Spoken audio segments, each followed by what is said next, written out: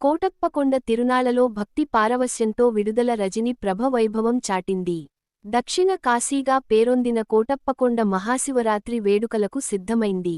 చిలకలూరిపేట నియోజకవర్గ వ్యాప్తంగా భక్తులు శివనామ స్మరణతో పులకించిపోతున్నారు. తరతరాలుగా వస్తున్న ఆచారాన్ని పురస్కరించుకొని కొండపై వెలసిన త్రికోటేశ్వరుడిని దర్శించుకోవడానికి భక్తులు భారీ ఎత్తున తరలివస్తున్నారు. కోటప్పకొండ తిరునాళ్లలో ప్రభ అనేది ప్రధాన ఆకర్షణ. నియోజకవర్గంలోని ప్రతి గ్రామం నుండి అత్యంత వైభవంగా విద్యుత్ దీపాలంకరణలతో ప్రభలను సిద్ధం చేయడం ఇక్కడి ప్రత్యేకత. తిరునాళ్లకు ఒకరోజు ముందే ప్రభలను కొండకు చేర్చే ప్రక్రియలో భాగంగా చిలకలూరిపేట పట్టణం భక్తి శోభను సంతరించుకుంది. విడుదల వారి ఇంటి నుంచి ప్రభ ప్రస్థానం అత్యంత భక్తిశ్రద్ధలతో ప్రారంభమైంది. తొలుత శాస్త్రోక్తంగా పూజలు నిర్వహించి కొబ్బరికాయ కొట్టి కార్యక్రమాన్ని ప్రారంభించారు.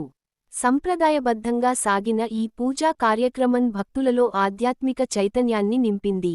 ఈ వేడుకలో మాజీ మంత్రి, వైఎస్సార్సీపీ నాయకురాలు విడుదల రజని స్వయంగా పాల్గొని అందరినీ ఆశ్చర్యపరిచారు.